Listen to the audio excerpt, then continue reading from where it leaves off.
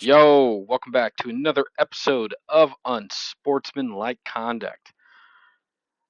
You got Mitch and Ben again. I don't know why I keep saying it that way. It's always us.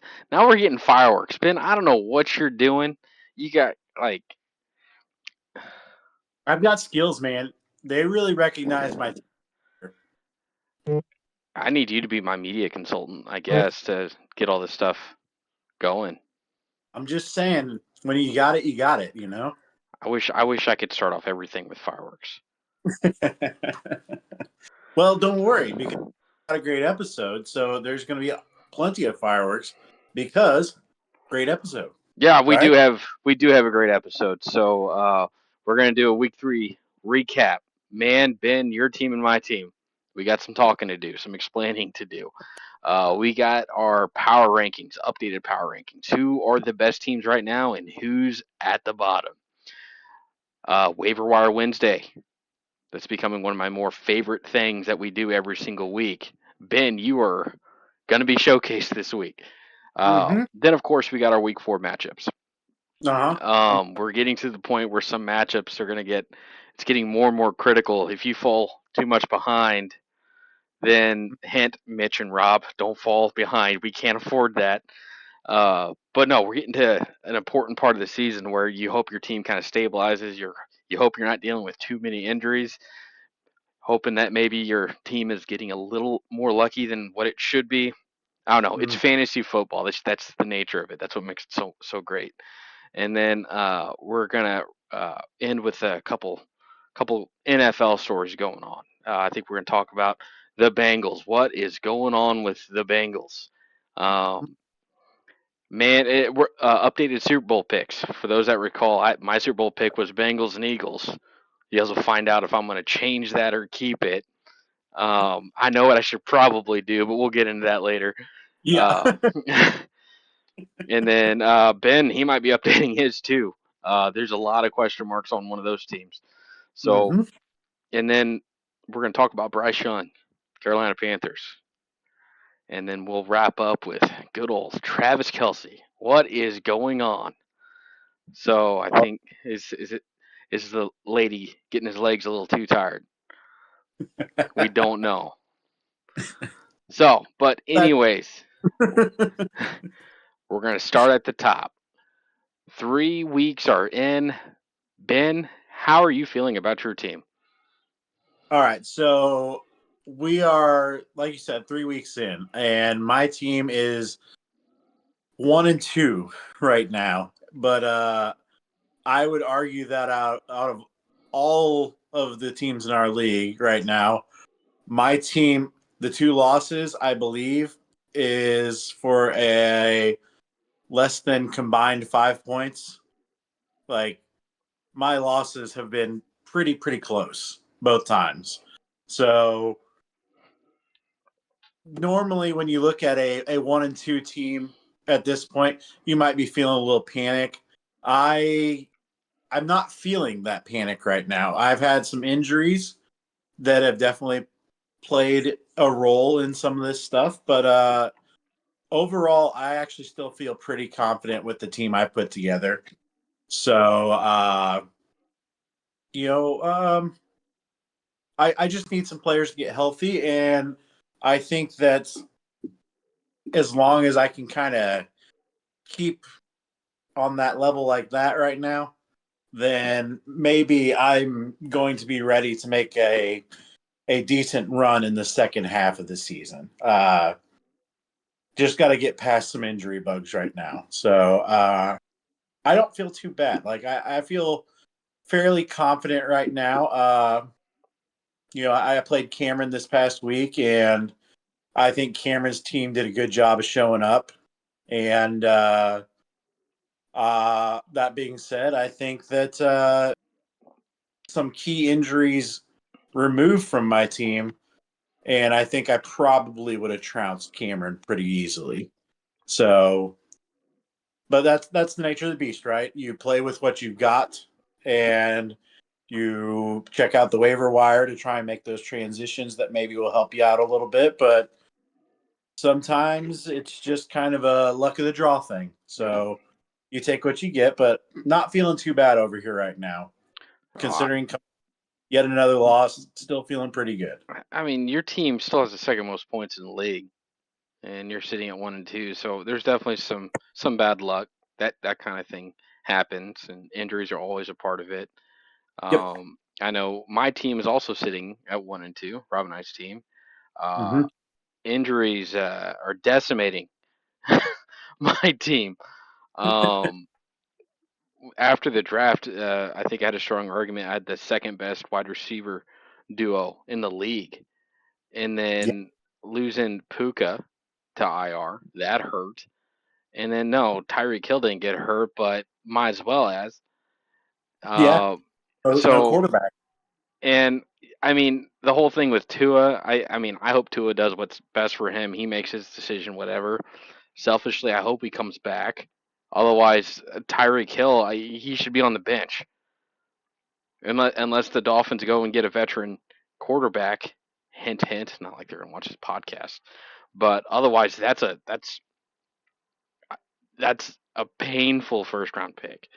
Not as bad as Christian McCaffrey, but what I will say, Drew has done what he could to kind of rebound with that, having Mm. Mason. So, but those hurt. Mixon is out. He got hurt the other week.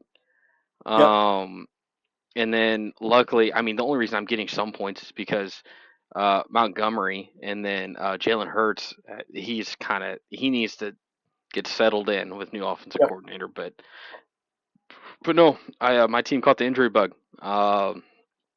Puka will be back in 2 more weeks. Mm-hmm. Uh, Tua be back in 3 more weeks if he comes back in that window. Mixon, I hope I have him back this week. So I mean, if I get all three of those guys back, I'll still say watch out. My team can be the best team, but if I don't get them, I mean that's my core. That is my core. I got bench, but it's not enough to win. Yep. So nature of the beast. I'm not in panic mode yet, but I need to hope I do win one of these next 2 weeks because if I lose these next 2 weeks and Rob and I we go 1-4, man, we gotta go on a streak. Mm-hmm. So, but Yep. yeah, that's my team. That's I mean, if you can't control injuries, that's just the nature of it. So, and if my team is going to be at the bottom like that because of injuries and stuff like that, not because they're underperforming, just because of injuries, I'm not going to be too bent out of shape out about it, especially when the Eagles won and the Cowboys lost. So, Yep. Yep. um, but yeah, what before we go into power rankings, Ben, what do you see as the biggest surprise so far this year? Oh. Oh, that's tough. Um. Well, I guess I would say that the biggest surprise is looking at the NFL as a whole. The teams that you would normally say are a lock to be those dominant teams, uh, some of them really, really aren't. You know, we've kind of hinted that we're going to be talking about the Bengals later, but also let's look at some of these other teams. You know, your Eagles, they look like they're still working some stuff out. The 49ers, injury bug is all over them. Um, I would also say Baltimore was very close to being an 0-3 team. That It was game really, that game played out perfectly as I thought it would. Uh, Baltimore getting a big lead and then they nearly blow it in the fourth quarter in all Ravens like glory. But mhm. they still won because it was the Cowboys. So Yep. It's that it's teams that I felt like in Pick'em, teams that should have been locks really aren't, and some of the teams that maybe you would expect to be lesser are really showing up. mhm. So I'm thinking like Minnesota. Sam Darnold is looking really, really good up there. There's a lot to like in Minnesota right now. Oh yeah, and they thought their season was all over. Yeah. So I really don't like the Giants, but I will go ahead and say it. Malik Neighbors has completely changed that offense. I'm gonna eat some crow in that bet with Josh. We're texting this week. So But again, that's what I'm saying is that there maybe the level of disparity between all the teams is a little less than last year, maybe yeah. because it does seem like maybe there's a little bit. It's a little harder to do pick 'em this year, Hmm. honestly. So teams that maybe should be getting a spanking aren't, and it just seems like there's a lot more balance after 3 weeks to some of the league. Like you know, uh, I'll give some credit where it's due. Buffalo has looked very, very good. Hmm. So things that maybe weren't supposed to work are working, and things that were supposed to work aren't working right now. Yeah. So we'll probably see that even out once we get to some bye weeks. So it wouldn't surprise me there seeing people work out some kinks. Like I said, the Eagles, pretty good example. I would think give it a couple more weeks of just fine tuning some stuff, and I think they're going to be rolling. They've got a lot going for them, but it's just figuring out those final pieces. Well, Saquon catches that ball, they would be 3-0 easily. Yep. So So um, yeah, my biggest surprise, at least NFL wise, it has to be the Vikings. I was not seeing that at all. I was putting them near the bottom, and it was easy to do that. Um, but you're seeing what everybody thought Sam Darnold could do coming out of the draft. yep. And I think fantasy wise, I'm looking at it for a while. I was thinking Steve, but he should be 2-1. If he was playing anybody else other than my dreadful team, injury riddled team, he would have lost last week. He would have been 2-1. I'd still say Clark. I think him and all of his Eagles players, man. I mean, I love it and I hate it. Uh, I mean, I hope the Eagles players win it for you this year. I'll just leave it at that, and then I hope they continue that trend into the playoffs, NFL playoffs. So, but um, but Well, anyways, should we get to the rankings? let's get to power rankings. Who do you got a top All two? No particular order. Who's top two teams? right. I keep saying this throughout this stuff. I I still hate playing AJ. I really do. And that has not changed. Last week I think AJ had the second most points in the league. So AJ's first for a reason. We've said it before. Well, sorry, Tommy. Tommy's first for a reason. AJ's just along for the ride. That's what I'm choosing to believe this year. So, um, but yeah, I think AJ's team has kind of done what it kind of normally does. It kind of rolls out and smacks you in the face a little bit and then just keeps going. It's a little bit like AJ, he's going to say what he's going to say, whether you like it or not. So I kind of think AJ's a lock when we're talking about top two teams right now. I think that's a kind of a given.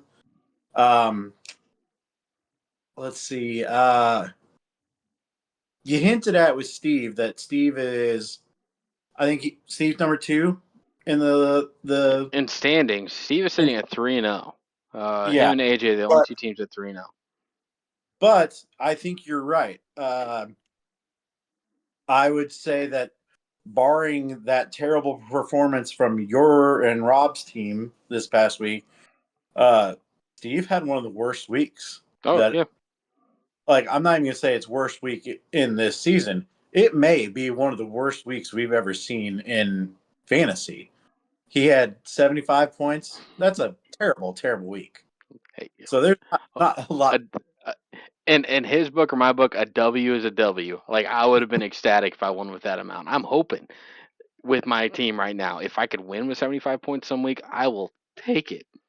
I think you're always win, but there's something to be said about everyone would like it to be a monster win where you just demolish your opponent. Mm-hmm. But you take what you get. So I don't think Steve's number 2 anymore because some glaring holes were pointed out. Um, I just don't know that his team has what it takes to make it that far with some of these things that have popped up. So I will actually go ahead and say what you said was the big surprise. Clark, I think Clark is number 2 right now. And there's a lot to like there too, because Clark has been consistently putting up numbers. Like in terms of our league, Clark would have been 3-0 if he didn't play little Josh, who again did his little black magic crap again. We were sitting there watching the game over at Orchlands this past Sunday, and what's Josh doing the whole time? Talking about how he's going to lose. His players aren't doing anything. Anthony Richardson's awful. Josh just crying up a storm about how it's just not going his way. Clark's sitting right next to him the entire time. And every time Malik Neighbors gets a touchdown or some other player on Josh's team scores, he's turning and looking at Clark for the high five. I'm like, Josh, come on. You are playing the guy. You can't do that. Like, I, I actually I'm gonna blame Clark on this one. He should be paying attention to what I do to Josh. Little Josh is not successful playing me ever. He doesn't win. The only thing that little Josh is gonna beat me this year is that bet with his stupid neighbors. I'll call him whatever it is. I don't care. He's getting lucky. well, But here's what I'm about this. I think, and I've done this before, but I'm gonna do it again. So I'll put it out here on the podcast so there's an actual record of it. Me just saying, Joshua P. Hoslog, I am not telling you who to play for the rest of this season. No more. Ask me who to bench. Ask me who you want to play. I'm just going to give you a question mark response because, again, before we start, the noon game on Sunday, here's Josh taking a poll of everyone. Man, should I play DeAndre Swift or Zach Moss? I turn and look at Josh like he's just said the stupidest thing I've ever heard. He's like, I don't know, man. DeAndre Swift. I go, Josh, Chicago offense. What has it done? I rest my case. Zach Moss, 18 points last week. DeAndre Swift, 5. Like, I'm just going to go ahead and call it for you, Josh. I will forever do a better job of drafting and picking running backs than you ever will. Ever. Like, if Josh really wants to succeed in drafting running backs, playing running backs, he really should just be asking me every week. Like, that's it. But it's Josh's curse in fantasy. He can draft great wide receivers, but he is awful with running backs. well, he made a mistake not drafting a running back in the second round. So he should have did that. But anyways, Clark, anytime little Josh does that, you just got to be like, you're right, I am gonna beat you, and Yep. it just the negative cancels out the negative, and then you just nod your head like I told you so. Yep. So don't listen to him. But yeah, AJ Clark. I mean, I think those are the best two teams. Clark has the most points in the league. AJ and Tommy, they're 3-0 for a reason. They do have a good team. At the bottom of the league, it has to be Andrew still. Yep. Um, yeah. That's a no-brainer right now. Um, Andrew is struggling. Like struggling. So, so and before he's like, Mitch, I got more points than you. We know what my team should be able to do if they're healthy, and we assume they'll get healthy. Now, if I don't get Tua back, then we'll have a little bit of a different discussion. But I think my team can still make the promised land. Yours, don't count on it. yeah, Andrew's got some issues. Like I like pieces to Andrew's team, but Even last week, uh, I'm still not loving the part where you're putting Zamir White in your lineup. There's no reason to do this to yourself. Go find somebody on waivers. Like, I I think he's in denial with that pick. He picked him pretty early. He doesn't want to give up on him yet. I think it's as simple as that. yep. So, So Andrew, you're in 12th for a reason right now, buddy. And do I think you can probably figure a way out of that? Of course. There's ways to make other players become worse than you. So that's pretty simple there. For do we need to do two bottoms or just one bottom? just the one. Yeah. So all right, we're gonna actually move over to waiver wire Wednesday. I meant to do that before the power rankings. Um, so we had, I believe, just four. Is that right? I have to go to like a different view to see more sometimes. Uh-huh. No, no, Okay. no. With the fab bids, we had four this week. There's always more transactions to it. Free agents afterwards. Lord knows Steve is waking up in the middle of the night to go pick up players still. So, you know, Mhm. So, all right. We're gonna start the with you. best pick. We're gonna start with yours. You're winning one with Jennings for $26. The next closest was 15, so you outbid by $11. Yep. Um, I could Funny. definitely I could definitely tell this is somebody you wanted because I do think about 15 or 16 was probably about the fair value for it. But if you do it, I suggest you do. If you really want them, just figure out that amount and just go 10 above it. Um, Yep. so you got Jennings for 26. Then behind you, Andrew put in a bid for 15. Then we had Easy Pickens for 9. I put in a bid for 7, then Cameron put in a bid for 5. Those low bids, that's really more like maybe nobody will just bid on them because it's going to be too ridiculous. Try to sneak one in. I know for me, and I'm sure Cameron for sure too, he wasn't expecting to get it, but it's to make sure nobody gets them for real cheap. Yep. Um, Tell me what was going. What's your thought process on getting Jennings? Do you think he is going to be giving those consistent results on a week by week basis because that's numero 3 wide receiver there. Yep. But remember, I'm down some players because of injury.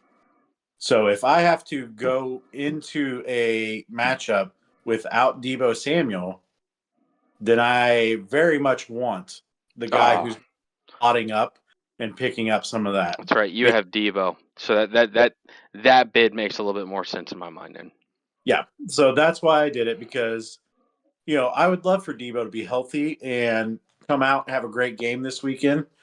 But if he's going to be out, then I dang well somebody who I can plug into that offense because I know it's an offense that can produce. Mm-hmm. Or I want somebody that can step in that. And, I kind of hinted about it earlier, but my matchup with Cameron this last weekend, I lost by 2, something like that. And looking at that, you're going to have a hard time convincing me that if I didn't have if I had Debo in my lineup or if I had Isaiah Pacheco in my lineup, would I have lost by 2? I don't think so. So my thought is that I need somebody to hold that spot down while one of those two is trying to get healthy. It's why I have Carson Steele on my roster. Mm-hmm. Now I got the closest thing to a backup to Debo. So that's my thought process there. And then I I know I put in an earlier bid and it was probably closer to what Andrew had put in at 15. But I woke up in the middle of the night last night and I don't know why. I opened up fantasy and I'm laying in bed. I think it's midnight. And I just look, I go, I have to make sure I get that because I know somebody out there is probably putting in at least what I'm putting in. Yeah. So I went ahead and I used Mitch's rule of thumb, which is, roughly $10 ahead of what I had bid. Just put it on there. Like, you know, the fab is going to be there. If I run out of money, I run out of money. But I don't want to be sitting there at the end of the season with $100. So it's like, you know Taylor. what? He's the only one with So, 100 yet. yeah. So that was my thinking, is that it's really about putting somebody in there who can kind of help shore up that team. Again, like if I had gotten Jennings and played him this weekend, I would have been one of the highest scoring teams. Mm-hmm. So, I mean, shame on me for not making that move earlier, I guess. But you don't know, you can't predict what's going to happen, but Yep. you can. So, uh, yeah, I think Jennings just has something to offer the team while Debo's trying to get healthy, Yep. and it's clear he's got a pretty good rapport with why am I blanking? Brock Purdy. Yeah. So I think there's a lot to like there. Jennings is a pretty young player too. Yep. Debo is 29 now, I think. He's getting older. So there's value. Um, if Jennings isn't with the 49ers next year, he's going to be looking at some higher position elsewhere. So there's always options about that kind of stuff. But I felt money wise, you want him, you got to pay up and make sure you get him. Yep. Next we So got Lil Josh getting Justin Fields for 7. We had Steve missed it just by $1. Steve bid 6. Lil Josh getting Justin Fields for 7. He's kind of insurance policy if Anthony Richardson keeps wetting the bed, so to say. I know. yeah, I'm not sure that I agree with Josh on this. Like, Josh is in full panic mode over Anthony Richardson right now. And I get it. There's clearly some stuff that he needs to fix and work on. But I don't know. I still think the raw ability is there. Um, I think I'm more concerned with probably the play calling than Anthony Richardson himself. He's spent more time in the pocket this year than he ever has. Well, they don't want him to get hurt. I get that, but his what makes him special is his ability to move. Like, I know. go watch what Malik Willis did to Tennessee with the Packers this past weekend. That's what you should be doing with Anthony Richardson. Like, he's a mobile guy. He's got a great arm, but this little check down stuff, that's never been his bread and butter. So you're either going to work him through that to where he gets there, Mm-hmm. or you let him cook, in the words of the Russell Wilson fans. So, I don't buy it. I still stick with what I told Josh whenever we were drafting. I think that the value where Josh got to keep him was an insane value. Oh, I And if 100% agree with that.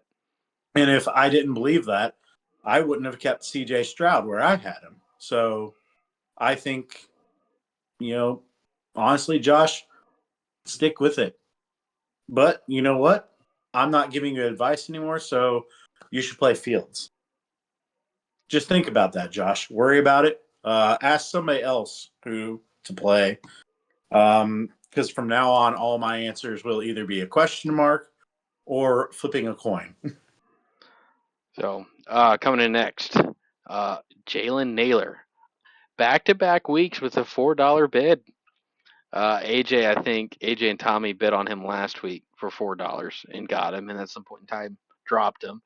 And here he goes getting another touchdown. Um, Well, and so then, he's a good pick, Mitch, if Jordan Addison is still not on the field. oh yeah, no, I agree. So Or there's something value. happens to Justin Jefferson. So, Exactly. So I like the pick. I actually went and picked up Naylor in a couple other leagues. If you look at the fab, you'll see I was $2 under that yep, bidding. So yep. I think value there. But And then the final fat bid we had Clark picking up Houston for $3. I don't recall exactly who they're playing, but I think it's a favorable matchup. Might be Jacksonville. or something like that. I can't. Yeah, it's Jackson Is noon. it? This Yeah, that I would say that's pretty favorable.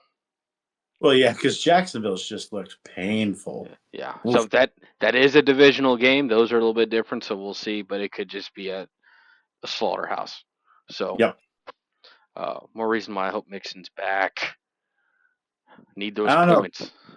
Playing Cam Akers was a little friendly for me in one of my other leagues, so I can't say too much there. So all right. With that being said, we're gonna get right into the matchups. Uh, we are going to start with Steve and Little Josh. This is a 3-0 team. Steve versus Josh at 2-1. You kick it off, Ben. Well, so I always like looking at the projections, and Josh projected to beat Steve by what? Oh, 12 points, almost 12 points, and I really can't put my thumb on the disparities there, other than I guess Derek Carr, but looking at this, I think Steve can definitely change that projection up because they've got Trey McBride as questionable. If he were to be healthy and come back, then that's clearly an upgrade over Tyler Conklin. Um, so looking at the breakdown, I just said Anthony Richardson. I think Josh should probably just keep playing him, ride it out. I think they'll get it figured out eventually. So I still like him more than Derek Carr. Josh, in my mind, still has the better receivers. Josh's trade to get Kyron Williams paid off pretty big. Um, that being said, I'd rather have Steve's running backs. I like James Conner a lot. James Cook has been really doing that in Buffalo. Hmm. So I like those. I'm gonna give it to Steve, and I'm gonna do that because I'm punishing you, Josh. I'm not pleased with how you handled yourself this past weekend. Once again, using black magic. So I hope that the team who is quote the underdog here gets to do to you, Josh, what you tried to do to Clark. So Steve, good luck, buddy. I'm pulling for you. So I think for Steve, he's really banking on AJ Brown playing. I don't think he's going to play this week. You Eagles don't? have a bye week next week. Uh, I think a lot of it's going to depend if Devontae Smith is back this week. Then I bet he rests one more week. But if Devontae Smith isn't back this week, the Eagles are going to have to ask themselves: can we afford to play AJ Brown? Is he healthy enough to do it? Um, with how crappy that division is, they might go into it like, hey, look, we're going to go into this game. We're going to try to win it. If we can without these guys, awesome. We have Saquon Barkley. We can do it.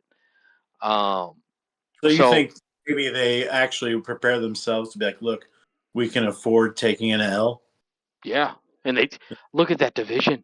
Cowboys Uh, aren't anything. That's the only threat. Washington, sure, there might be exciting moments, but they're are you they're a talking 500 team at about? most, huh? Said Washington's going to win that division, baby. Yeah, I'm sure. Um, I think if Steve's going to win this game, it's because the Saints are going to come back and have a big game against Atlanta. But I think Atlanta's a good team. Yep. Um, so unless Carr and Olave really blow up this week, Steve, I just don't think you're going to have enough in the tank this week to beat Josh. Okay, Josh, I can add some caveats here to Josh's lineup. I'll tell you right now, I do not expect a big week from Rashee Rice. I think that it's the Chargers that Chiefs are playing. I think they're going to make a point out of getting that ball to Travis Kelce. So Rice may be a afterthought. So we'll see on that. But remember, every time that Rice scores, Harrison Butker is going to be getting those extra points. So that's 1 point. one more point than Koo's going to get. So now I think Josh has this. Richardson's going to bounce back this week. I know Pittsburgh defense has that tough defense, but I think he'll get close to 20 points with Richardson this week. Better. Um, but yeah, I'm gonna give it to Josh. All right. Wait, so you also think he should keep rolling the dice with Richardson? You don't think he should put in Fields? Not yet. It's not time to hit panic. You give Richardson 2 more weeks. Yeah, Fields is playing good. The ceiling's higher for Richardson right now, and let's see if he rebounds after last week. That's what I would do. I have Richardson in another league, and uh, I'm still debating on if I'm going to play him. It's either that or I'm going to play Sam Darnold. I don't know yet, but I wouldn't necessarily give up on Richardson. He can definitely pull out a 30 burger for you, but if he keeps doing what he's doing, then yeah, it might be a good thing you picked up Fields. You know, I'll go ahead and say it right now so Josh can hear this too. If you're that worried about Anthony Richardson, go ahead and trade him to me. I'll give you CJ Stroud. You give me Anthony Richardson, but you have to give me one other player too, and it has to be one of your starters. But that's how you get a different quarterback, Josh. There you go. But yeah, I picked Josh from this game. So, we're gonna move to your matchup here, Ben, going against Taylor. How much time you want me to spend on this? Um, well, I'm gonna go first, Hmm? and then you could decide. So, uh, I mean, Ben, your team's been it's performing really, really well. Uh, I'm gonna pick you, Mm-hmm. Mm-hmm. but I do think this will be a close game. The Jets are going against Denver. The only reason why I'm gonna pick you, just having a wide receiver and running back from the same team, that will always be a uh, a negative. Um, so Mark Andrews, he's been a flop so far. I don't know what's going on there, and I think that's one of those that any given week you should be able to get 15 points on. You feel like with somebody like him, but that's not happening. They need to fix their problems down in Baltimore. Shaheed, that's a all or nothing type kind of hitter. I think you have more going on. I don't like the Carson Steele play. We're not sold on that yet. Just in my opinion. Um, but looking at your team, I mean, I would almost be more inclined to give Kirk or Pittman a try, or even Coleman. Hmm? Uh, but you got time to figure that out. I think your team has more upside, a higher ceiling, but I think Taylor's teams will show up. Your team just needs to make sure it shows up. If your team shows up, you'll win. If your team slacks a little bit, you'll lose. But I'm gonna give you the edge. I also give myself the edge, Mitch, because um, I have a win this season. Taylor doesn't. Just going to throw that out there. Uh, I can say a lot of things because I'm 99.999% sure that Taylor does not watch this podcast. So I feel pretty good in saying, like I always do, you guys have been telling me since draft day, Taylor's got a good team. 3 weeks in, he doesn't have a single win. And again, some of the things that you guys are pointing to as, oh, good pick. Well, again, I'm not crazy about having two players, a wide receiver and a running back from the same team. That's not great. I'm going to point out that Garrett Wilson has yet to hit a projection. So that's not good. Not really great. Mark Andrews has looked about as effective as Travis Kelce this year. So I wouldn't count on much there. Um, I am forever going to hate on the Najee Harris pick because I just don't get it. This is a guy who is supposed to be coming out and being, almost as deadly and dangerous as Saquon Barkley or Jonathan Taylor.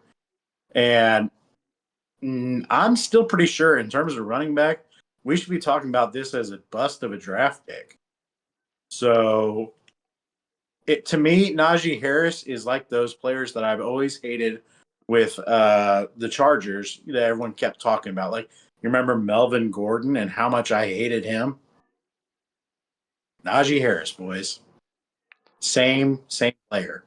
So Najee Harris, I mean, the points are fine. It's not what you'd want in a starting lineup, but 8.4, 7.9, then 11.10.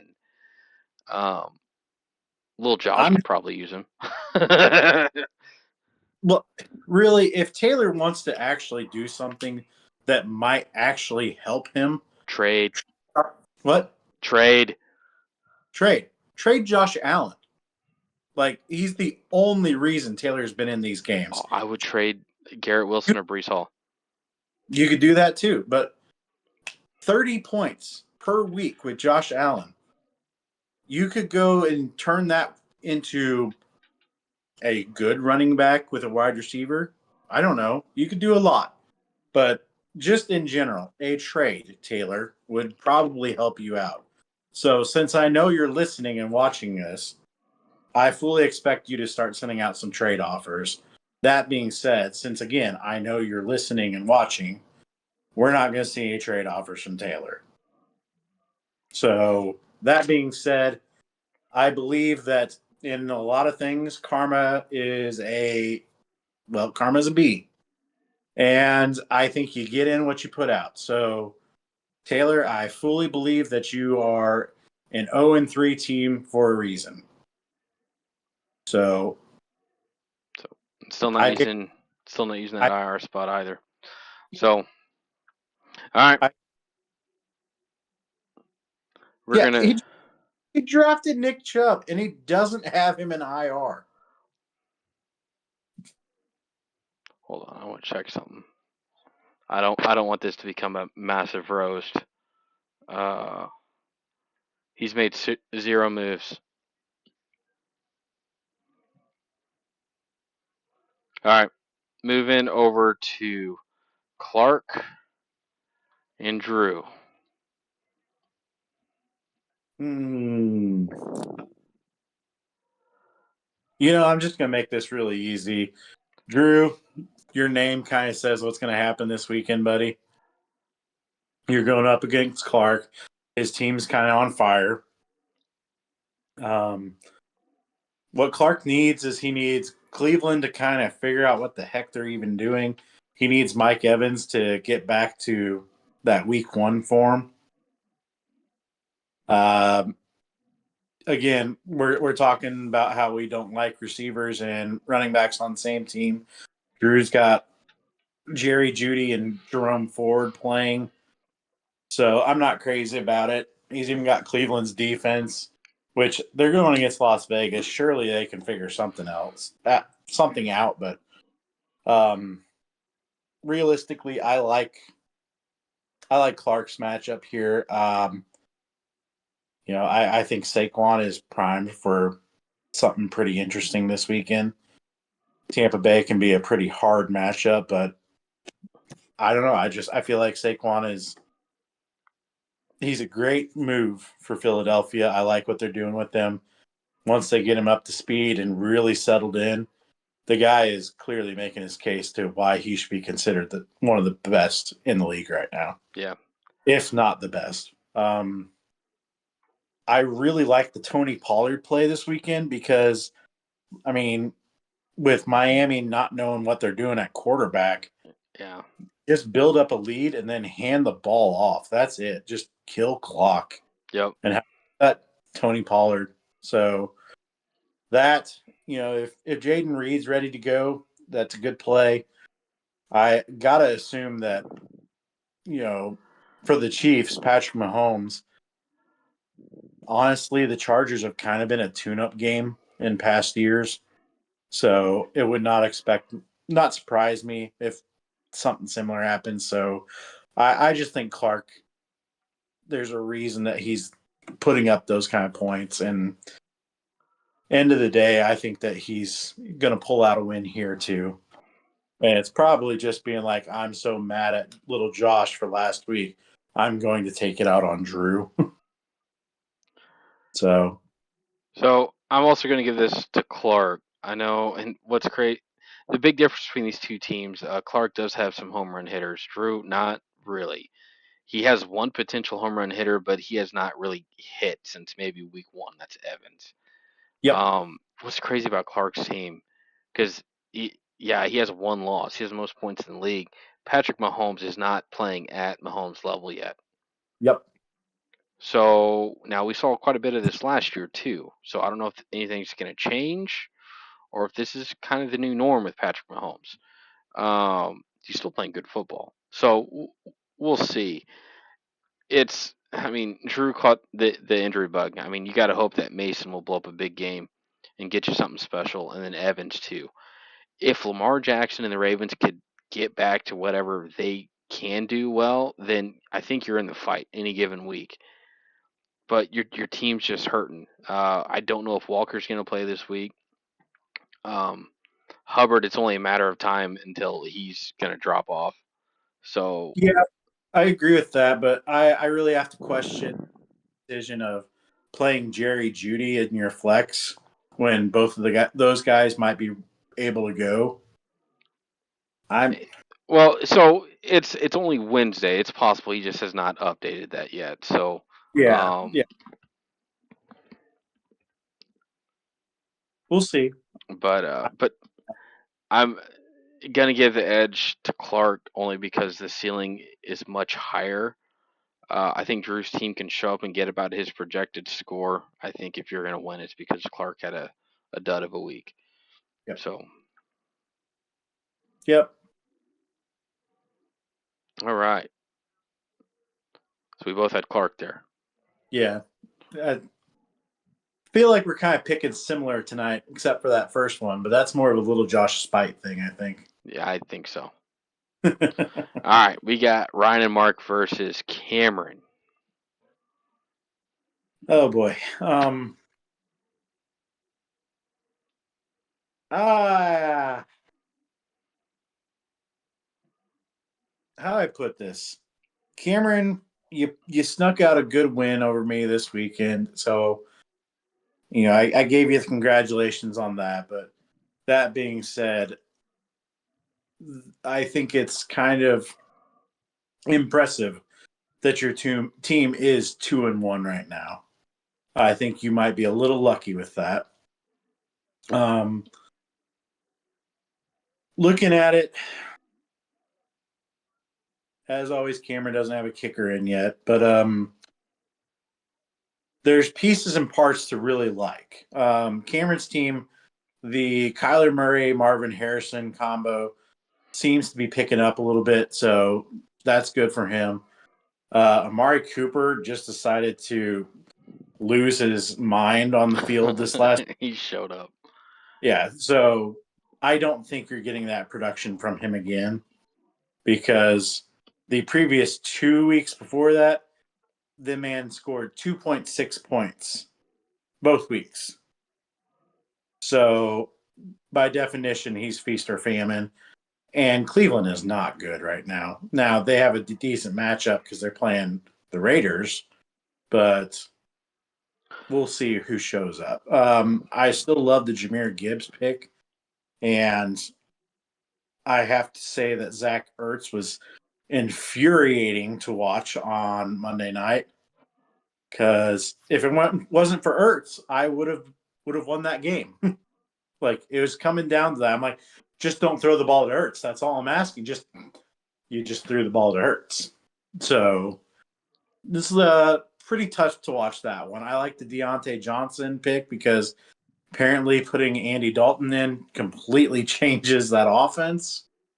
So there's a lot to like about Cameron's team. I think that there's some things there that have promise. I don't like the Jalen Warren play. I don't know what to expect out of that.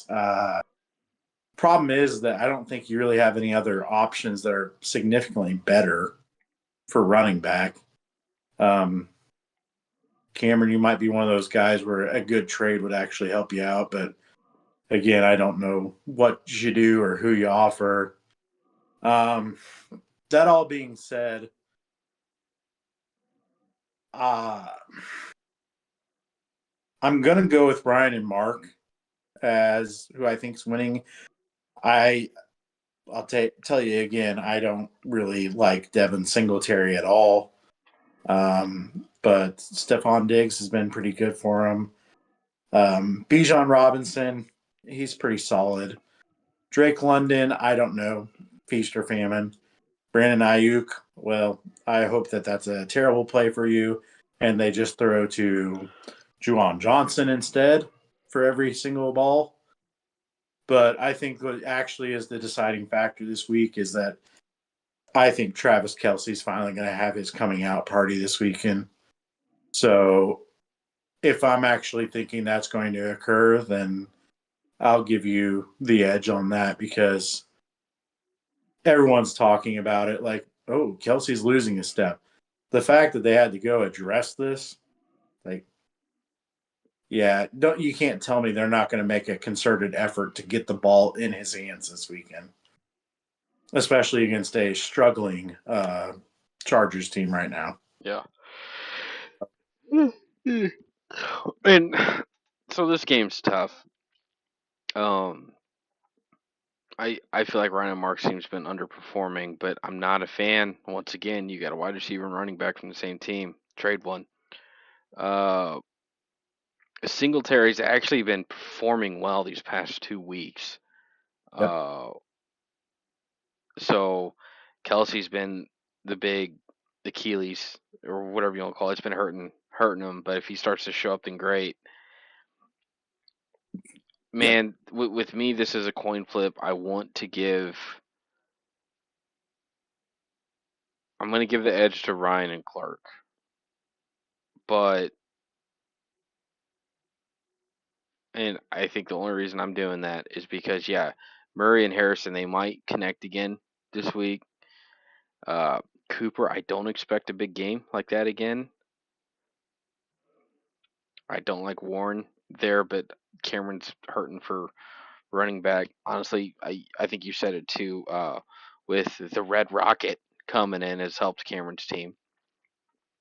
Um, then Yep. yeah, he'll get a kicker, and I mean Cameron will be projected low 90s when it's all said and done.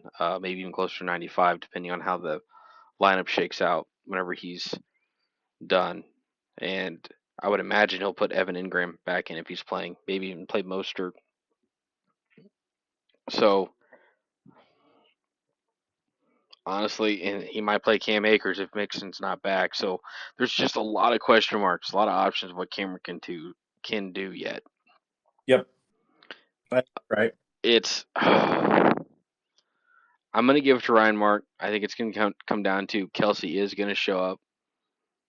Because if he doesn't, the question marks are gonna get much bigger. Hmm.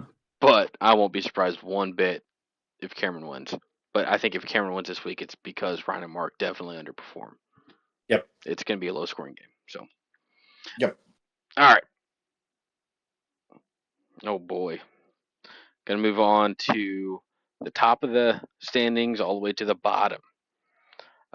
We got AJ versus Andrew. Do we need to spend time on this, or should we just both say AJ and move on? I Tommy. mean, we'll talk about it real quick. Andrew finally has Worthy in his lineup. I'd probably do the same thing, and Zamar White is on the bench. So I know looking at your team, Andrew, I think you got the best lineup that you really can. Stevenson doing what he's doing is hurting you bad. Yep. Uh, I, I mean, I don't know what more to tell you. I think you got to keep playing him. Um, I'm not entirely sure that wasn't a fluke of a game though with Stevenson that Thursday night game. Um, he's been putting up decent points for the first 2 weeks. hmm He just had just a painful game, but it was just painful for the Patriots. Period. Yeah, I mean, he only had 6 carries against the Jets Yeah, and compared to then having over 20 the other 2 games. So I think I mean, I would play Stevenson. I think you have to, but it just sucks that you're putting him against a San Francisco defense this week. Hurt San Francisco. Yes, So it's obviously it may be one of its weakest points, but I still think San Fran as a whole is enough to make you cringe. but no, I mean, this is going to go to AJ and Tommy. I think if Andrew's going to win, the only chances is that Love does come back and play, and it becomes a shootout against Minnesota. Um, I think Dak and CD will have a day, Yep. unless AJ and Tommy's team decides to just sit out this week. I don't think Andrew has a chance. So Uh, AJ just yeah, beats him in all categories. Running back is the only thing that Andrew. Well, no. Whenever you consider the flex, I'd say no. yeah. If you put the flex Right. separately, then Andrew has maybe a tiny edge on running back, but I could even call it a wash too. So I mean, I'll say it right now. That flex for AJ and Tommy, given their three starting running backs in their lineup, I'll take your flex as my number one out of those three. I really like what they're doing. And don't forget that this weekend they don't have Austin Eckler backing him up yep. because he's out of concussion. So Brian Robinson Jr. probably getting even more action this weekend. So I love that play. I'm actually using that in several DraftKings lineups for this weekend. So I like what I see there. You know, still not there sold on Kyle Pitts, but everything else on this team, I can make a case for just being a dominant team. In Andrew's case, you know, Jonathan Taylor's been doing pretty good. Andrew really needs Nico Collins to, you know, really put up those monster numbers like he was last year.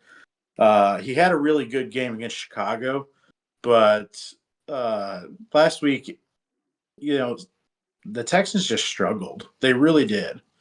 So I expect them to have a bounce back game against a really weak Jacksonville team where, you know, they're now having questions about like, what do you do? Um, can you do anything? Like, you know, they're just a mess. Hmm. Jackson's just a mess. And it's so strange to be saying that considering that, you know, at one point we were talking about these guys as, you know, playoff contenders, potentially a first one or a first Yeah. seed. And no, they've fallen far from that. So I think that I think AJ and Tommy pull out the win, but Andrew, I will say I'm glad to see that Jordan Love might be back in that lineup, though I do have to really admit I loved watching what Malik Willis was doing. That was fun. You know, that's exciting, but it'll be good to see Jordan Love back too. So Yeah. for that, I hope that your Packers have a pretty nice weekend. At least the Packers are winning Yep. because his other team isn't. Oh boy. Hey, I'm somebody. As long as my Eagles are winning, I don't care what happens in fantasy. I'll be at peace. Yep. So, all right, we're gonna wrap it up with Mickey B versus Rob and I. Ben, I'll let you start this. Well, Mitch, after watching what your and Rob's team did last week, I would say shat the bed would be a decent term, but I don't even think that applies because I think it was so much worse. This is one of the worst weeks I've ever had in fantasy in terms of this league. Yeah. You guys put up 50 points, man. It's like your team collectively decided that, guys, if we all score 3 points, we're going to be okay. So I I don't think that's going to be the case again for you guys this week. But that being said, um, I will take Mike's team in this matchup. I like your quarterback much better. Um,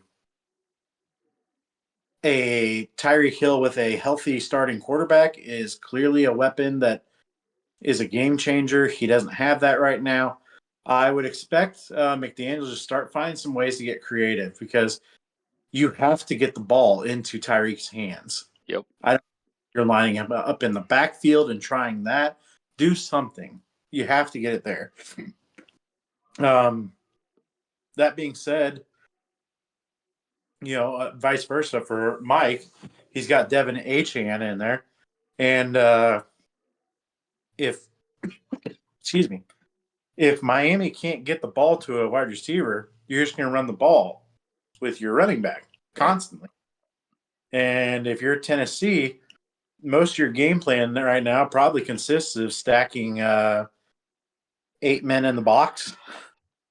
So I don't know what to expect out of that, but I do think that if Jamar Chase is healthy and ready to go, then if he can have a similar game to last week, then I think that they can pull out that win. I like the Kansas City defense as a good play this week. Mm-hmm. Charlie.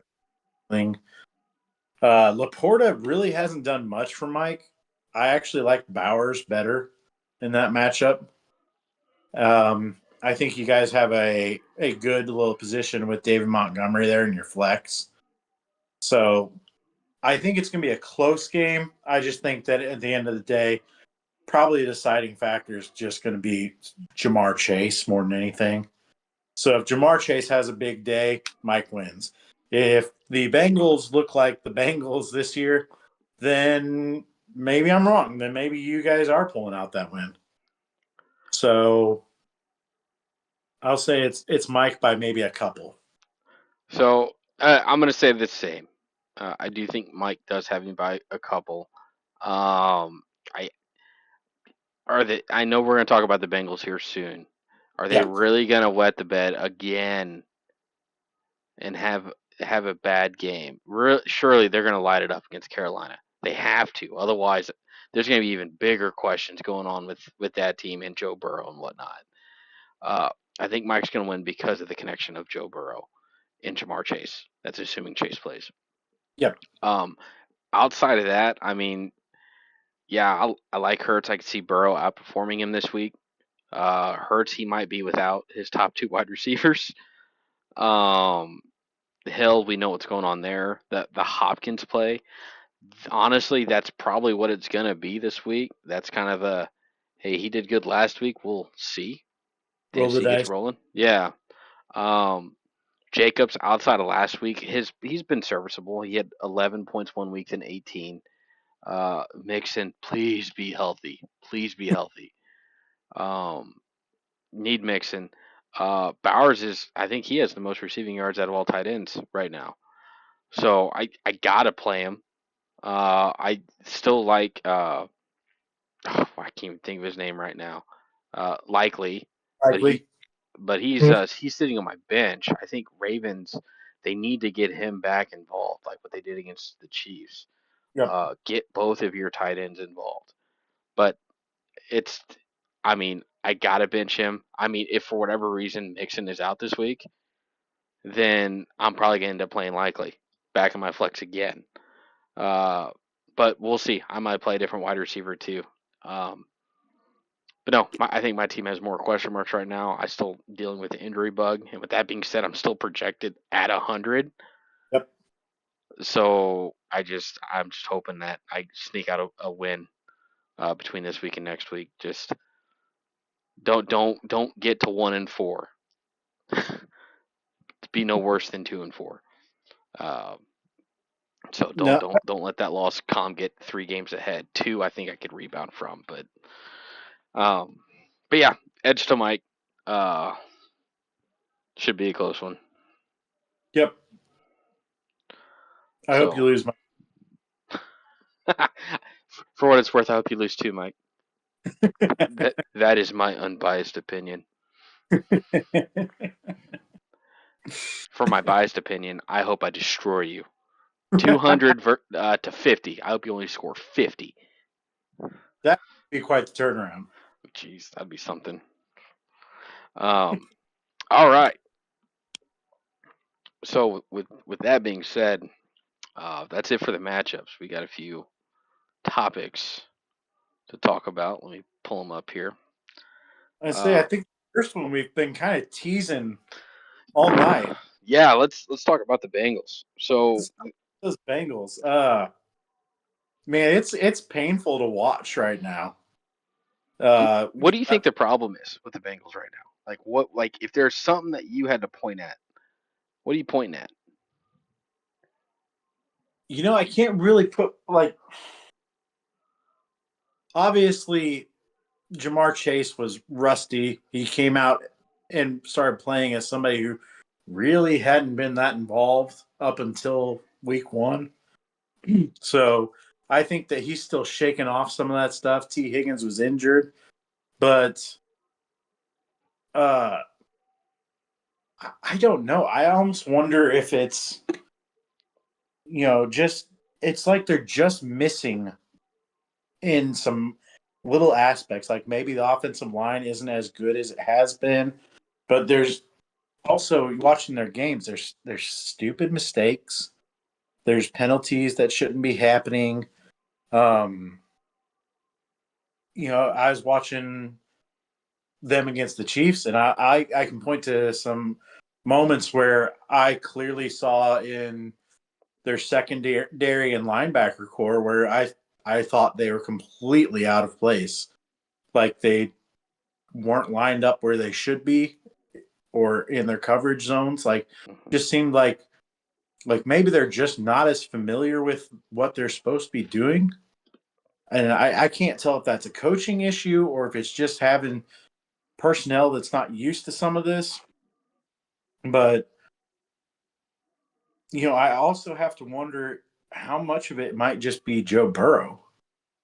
Like for a while there, I thought Joe Burrow was going to be like one of these next great quarterbacks, and he has some great moments, great flashes. But um, I just wonder if he's maybe regressing in some ways after that injury, or whether there's something that's maybe still kind of bugging him with that hand. But it just seems like collectively the team, I can't put my finger on just one thing because I think across the board, if you point at any single piece, there's just like one little iota of that each piece that just isn't completely up to snuff. It's like saying the entire team is playing at 80% right now is what it looks like. So it's like they just aren't firing on all cylinders. They're not all on the same page. And, down the line, like you have to hope they figure that out because you said it earlier, they may actually be in a more dangerous and precarious position than the Carolina Panthers are right now.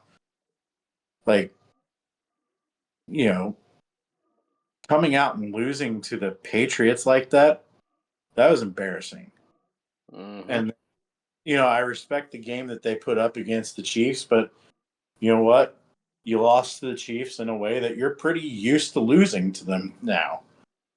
Like, you can dial up whatever whining you have, but once is maybe a fluke. Twice, I'll even give you that. Could be just coincidence. But whenever you're losing to them like this every time, that's a habit, man. So I thought they had some really good game planning and good execution, but in the end, they did not come out on top. And you have to think that they're getting a lot of pressure from above on this because they're Oh, just out of so sorts. so the first thing I want to mention. So here's my whole stance on all this, and I'll give you my Super Bowl prediction. Um, so they are missing Mixon. I don't care what anybody says. They are missing that. Uh, that is impacting them now. Beginning of the season, yeah, they had this stuff going on with Jamar Chase. Then, uh, okay, that got somewhat settled. He's playing. Then T. Higgins was hurt. I'm gonna blame a little bit of the coaching staff. Like, you gotta navigate through this a little bit better. Other players have stepped up. Yep. Um, I'm gonna put a lot of blame on Joe Burrow. You are one of the top four QBs right now, getting paid a lot of money. Which I think I saw a stat earlier today that top four paid QBs in the league right now are 1-9, Yep. which is nuts. But anyways, I think you got to step up. I mean, out of those four quarterbacks that are getting paid, so you got Joe Burrow, Jordan Love, uh, Tua, no, not Tua, Trevor Lawrence, and Dak.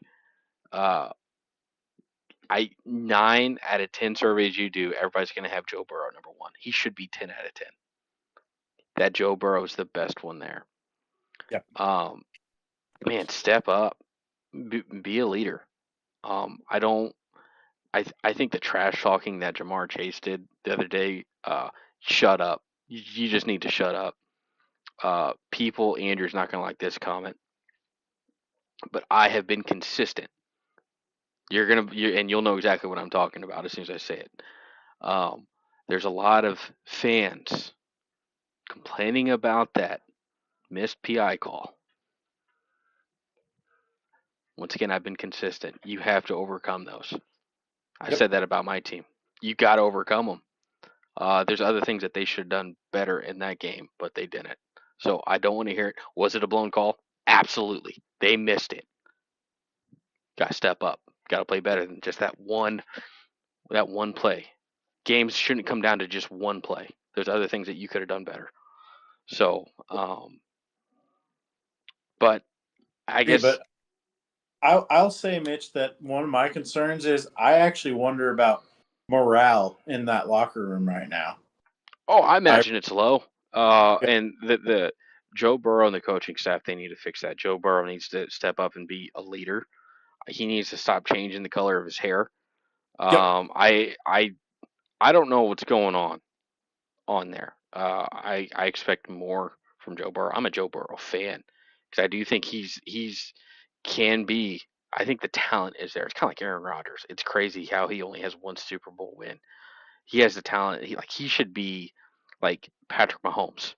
He should have Mhm. more. He should have at least three throughout the length of his career, but he only has one.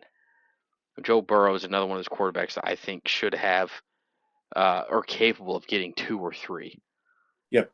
But we're not seeing it. And I'm starting to doubt it even more. Um, so, but I do want to transition over to updated Super Bowl picks. So I had the Bengals in the Super Bowl. Yep. You sure did. I You think you ready to change that now? I think on principle I can't change it. Boo! Okay, so Boo! here's what I'm gonna do. If I had to change it, I gotta put the Chiefs there. Uh, if I had to change it, keeping the Eagles. I'm going to keep the Eagles there because I'm looking at the NFC. Uh, Vikings, can they keep up what they're doing? Because they're putting a strong case. Eagles can easily be 3-0 right now. And welcome back, Saquon Barkley. That's all I'm going to say. Eagles are turning the ball over like passing out candy to kids on Halloween. Stop. If they fix that, they are the best team in the league. But I don't think they're going to fix it. I think they're going to have to constantly overcome that week to week. So it's going to be it's going to be a roller coaster. Yeah. Um, so I'm keeping the Eagles there. If I did change it, it would be the Chiefs. I'd want to say the Jets will find a way to get there. Um, I loved seeing vintage Aaron Rodgers last week. We'll see Yep. if that continues. If that continues, outside of the Jets, I'm sorry until Josh Allen could show me he can do it. Until Lamar Jackson could show me that they could beat Patrick Mahomes in the playoffs, I don't think they'll ever do it. And as long as Jimmy G and the 49ers aren't playing against Aaron Rodgers, I don't think there's anything that's going to slow him down. So um, let's. I want to see Patrick Mahomes beat one of the other great QBs playing at a great level. That's what I want to see. I want to see a shootout, a crazy QB game between Aaron Rodgers and Patrick Mahomes. I want to see it. So I'm not changing my pick. I'm gonna die hard on my thing. It's gonna be Cincinnati Eagles. Don't think it's gonna happen. It's probably gonna be Chiefs and Eagles. All right. All right. Like I said a couple weeks ago, I'll give you the opportunity to make that switch. Clearly, you like being wrong. So, I just don't like changing. It's changing. I gave you if I had a secondary pick, it'd be Chiefs and Eagles at this point if I could change it. But beginning of the year, I said Bengals and Eagles. I'm gonna keep it. all right. All right. Honestly, I don't even remember what I picked. I think I might have picked You had a Chiefs and 40. rematch. You had a rematch. Yeah, I'll stick with that right now because Chiefs keep finding ways to win. Uh, you're going to have a hard time convincing me that the 49ers aren't the best team in the NFC. Like, get them healthy. They're just hard to beat. Do you They're think just, Christian McCaffrey's coming back? I don't know. I had hopes of that, but then this news about him being in Germany this week for, more follow up on that stuff. Like, good Lord. Like, how bad was this? Like, surely they knew how much a problem that this was. And then to hold off that long before letting everyone else know, Well, it just, I they honestly could have thought that like, well, this could. It's more likely than not that it would improve and get better. You just got to be smart about it, and because we've seen injuries, it's like this shouldn't still be going on. Like there's a yeah, reason for it, so why? And I think that's where they're at, and it could just be wear and tear on the body. So, but without Christian McCaffrey, like if they oh, don't have him the rest of the year, you still do you think they're the I, best team in the NFC? I still think they can pull that off because, you know, uh, look, they seem to be one of those teams where they can plug in and play running back and just make it work. Um, I've been watching what Jordan Mason's been doing there, and you have to respect it. Like the guy, he's not a bad running back. Um, No, I you have to respect it, but he's not the feature of that team. What no, becomes the feature? no, I agree, but I think that maybe there's something to be said about having those big star power players like Christian McCaffrey. Yeah, you want that, but you have to be able to win without that. That is the game that we're playing, and a healthy team without Christian McCaffrey, you're still talking about Brock Purdy throwing the ball to Debo Samuel, Brandon Ayuk, Juwan Jennings. He's got George Kittle as his tight end, Jordan Mason lining up back there as his halfback. Their fullback is Kyle Juszczyk. Like that guy comes in and has clutch moments at the right time. So Hmm. don't forget about a Bosa lining up on the defense. So there's just a lot of good pieces and parts there. They're a smart team. They find ways to win. And like really look at that division. Do you think there's a whole lot of challenge to them in there? I I still don't want to give up on the Rams if they get healthy. Um, if they found a way to just beat the 49ers. They did, but I'm just going to go ahead and say that Rams defense, it is very clear they really miss Aaron Donald. Oh, they do. They are atrociously bad. So, um, I think Rams were the worst team on the field that day too in terms of talent, and they found a way to win. And there were, if you like, there are pictures of the stadium. That was a 49ers home game. That wasn't a Rams home game. Uh, There's no just such thing a home game for the LA stadium. Like come on. I know. It's not a thing. So, um, so are you sticking to your pick then? Okay. Yep. Yep. Now, I could do a throwback and say that maybe the Minnesota Vikings, because I said last year Chiefs and Vikings, and that clearly was not right. But I'm not going to do that because I still think the 49ers are the better team. Um, all right. Bryce Young. Oh. What a mess. Can we just say that first? Like, Oh, I agree. What do you think? What do you think Carolina should do with Bryce Young? you know, I will say that from what I've gathered about Carolina fans, they still really do hope that Bryce Young can figure this stuff out. Like, I don't feel like there's this massive movement to be like, we need to just get rid of him. No, I think they all just kind of recognize this to be some scenario where he is just struggling, and Lord, does he need help. So, that being said, I think they still believe that he can be fixed. But I'm taking what I think of the NFL these days. And when it comes to quarterback play, um, I think there's something to be said right now of most of the quarterbacks who are drafted in the first round and are put out there to be like the franchise quarterback on day one. Hmm. It's a recipe to be unsuccessful. And I think that what's coming out of that more than anything is that quarterbacks need those changes of scenery. Yeah. So I think that if Bryce Young is going to be successful in the NFL, I think a change of scenery is probably his best shot because, I don't think he's getting what he needs there to succeed. And, even then, like they've invested a lot in him, but I I just don't know what exactly is even wrong. Like he just looks so out of sorts, lost on every single play. And if that's the case, either he is just really not what we thought he was, or he's just not getting the coaching that he really needs. Yeah. So I'm going to blame coaching a lot. I think if we look at the league today, look at the teams that, in a sense, redshirted their QB their first year, or Mhm. at least had him sit the bench for most of the year. Patrick Mahomes is a great example. Yep. I recall, I'm pretty sure Lamar Jackson did not Yes. start. He sat behind Joe Flacco. Yep. Jalen Hurts was behind Carson Wentz. Hmm. Um, Dak Prescott was behind Tony Romo Yep. for a little bit. Not too long though. Um, Jordan Love. Jordan Love, another great example. Yep.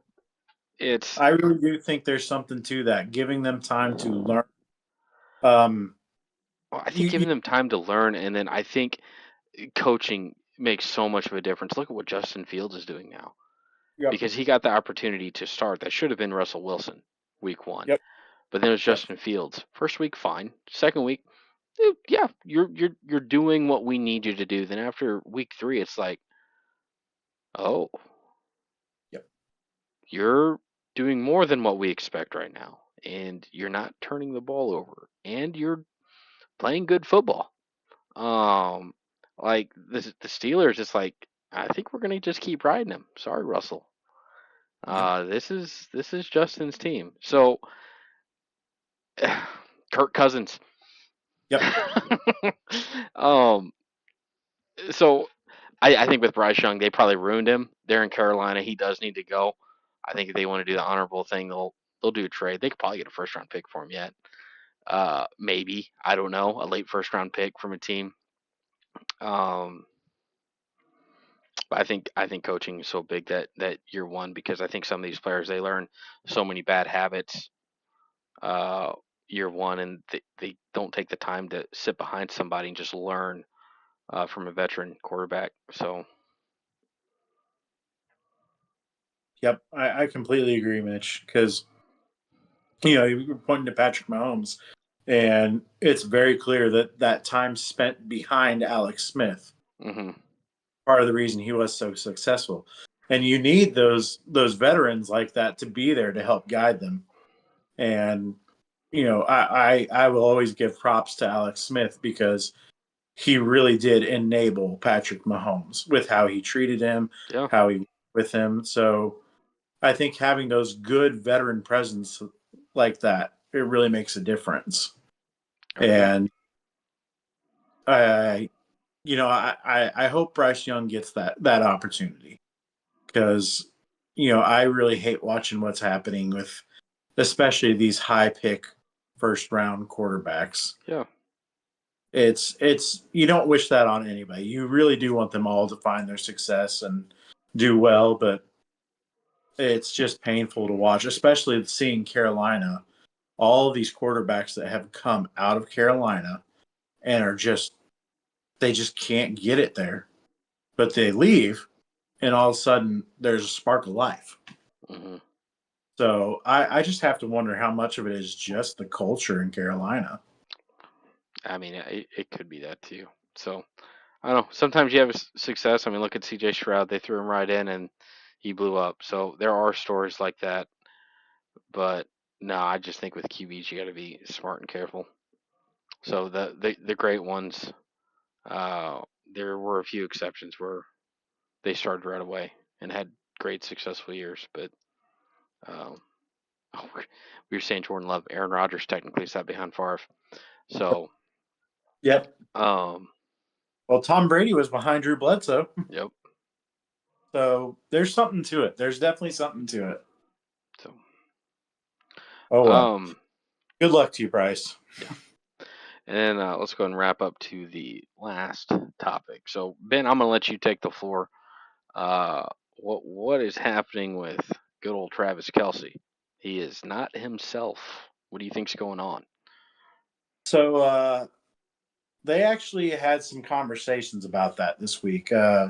Kelsey actually talked a little bit about it on his actual podcast today, this morning. And I'm going to combine that with what Andy Reid said in one of the press conferences. And Andy Reid just flat out addressed it. He said that, look, Travis has not lost a step. He's not, losing focus. He said, all the teams we have played have made it a priority to make sure that we are not getting the ball into Travis Kelce's hands. And, if you go watch some of the footage, there's instances where you can see, yes, that they have Kelce double covered, or they're playing routes a certain way to where they're not giving him those Hmm. looks they would. And to their credit, the Chiefs are recognizing that, which is why they're making such a focus of getting the ball into the hands of Rashee Rice, Xavier Worthy. We watched Juju Smith-Schuster come out and get a touchdown last week. So they're they're forcing the Chiefs. They're saying, "Hey, we know what you have with Travis Kelce. We're going to take that away and make you beat us with your maybe unproven wide receiver core." Yeah. Because we're seeing Rashee Rice really develop into a true number one. I think right now, Oh, he's maybe real quick on that. He's a top five wide receiver in this league right now. That might be because of Patrick Mahomes, but anybody that says anything outside of that, they're I don't know what they might be smoking or whatnot. He is a top five wide receiver in the league right now. right now. Um. So okay, sorry. You know, I'm agreeing, but the rest of that wide receiver core, they're kind of some unknowns there. Like, we know McCole Hardman is eh. Xavier Worthy, it's a rookie. We don't really know exactly what they have there yet. You look at the rest of the lineup. They brought back Juju Smith-Schuster, which everyone kind of has this mentality that he's less than he used to be. I think he's still got some in the tank. He looks fine to me. He's only 29. I'd say he still Um, has something to take, but he doesn't. He's not your number one. He's like whenever he was in his prime, he was always a number two. So yeah. he's where he needs to be. So I think that's there's something to be said there, which is teams are trying to shut down what they know is the best weapon Patrick Mahomes has. Like if I said to you, "Hey, Patrick Mahomes, number one target, who's it? Who is it?" It's Kelsey. You're you're going to say Travis Kelce. So of course you're going to try and shut down your number one. Like back in the day when we had Tony Gonzalez, they always wanted to shut down Tony Gonzalez Hmm. or she to work the ball around to other people. So I think that that's really what is kind of happening. But do I think that maybe Travis is kind of, I mean, he's our age, and you Yeah, know how well we move around these no, days. I'm So good for two plays. yeah. So do you think? for a second that, yeah, maybe there's a little bit more wear and tear on that body, of course. But I still think that he can be productive. And he was talking to Jason on their podcast today. And even Jason's like, look, I know you still got it. I know how bad you want it. He goes, I can't wait for that game where it comes and you get to have that blow up moment and it shuts everyone up. But on top of that, I think what was really great about it was Travis's response to that was basically along the lines of, I don't care if I have that or not. My job is to go out there and help secure the win. If we get the win, that's what matters. He goes, I've had a lot of catches in this league. And if what they need to basically he's saying is if they just need me to be a diversion against the defense, well, then that's my role. And you got to give him props. That's kind of it's a little bit of a selfless take on that. Mm-hmm. Be Opposite like, of a drama queen of a wide receiver. yeah. So knowing that he is who he is and knowing what level of play he's given the Chiefs and the league over, Mm-hmm. a decade of playing, it would be so easy for him to be sitting out there being like, they're not getting me the ball. Why aren't they throwing me the ball? I still got it. But no, he's not being a diva about it. I think that what he's trying to do more than anything is he's trying to remember team morale and setting a good example for those younger guys under him. And then, he's had those hothead moments, but I think he spent enough time around Andy Reid to where what we might actually be seeing is Travis Kelce being a real grown up. So I don't know. Maybe what we're actually seeing is just that Travis Kelce maturing He as he he. he finally hit his midlife crisis. So, all Well, that right. being said, if you guys are looking for something, the premiere of Travis Kelce's uh, American Horror Story show or whatever is tonight. So Travis Kelce, actor, throw that out there too. So you see where the rumors about being distracted may come from, though. Just saying. I might check that out. I'm just waiting for Happy Gilmore too. So, um, last thing. So I know this was a long episode. We put in a lot into it, and some of that was because I don't know what's going to happen next week yet. Yep. So just for transparency's sake, I'm traveling next week, starting early Wednesday morning, going driving basically up to New York over the course of 2 days. If we do a podcast next week, the goal would be to try to do this Tuesday night. But Tuesday night might not happen if I'm busy getting things packing. It doesn't work well for Ben. Like a lot has to align, and it's one of those I'm not going to force this podcast to happen on Tuesday. It's only going to do it if I'm at home. There's nothing more that I need to do. Ben's available, and we're going to go. If we don't do a podcast next week, I think Ben's gonna try doing his own little video breaking down the matchups, and I'll probably post my matchup predictions using memes like I did between week 1 and week 2. I think I figured out the problem on uploading some of those, and it looked like you guys enjoyed those anyways. So yeah, don't be surprised if there's no episode next week. I'll try to announce something Tuesday evening if that's going to be the case. So, but Yeah. We'll still have you guys covered in some format. We're just figuring out what that's going to be. yep. So no worries. There'll be something. So and then the following week, I actually get back on that Wednesday. I would like to think I should be good to record that Wednesday night. I might be a little tired, might be a short week, but it's possible we might end up recording on Thursday. It just depends on what I'm running into or walking into whenever I get home because I'm going to be excited to see the boys after not seeing them for like a week and stuff like that. So we'll see. Yep. But as always, if you like what you see, like, comment, and subscribe. And we'll see you all next week. Actually, maybe. I don't know. Whatever. All right. Peace.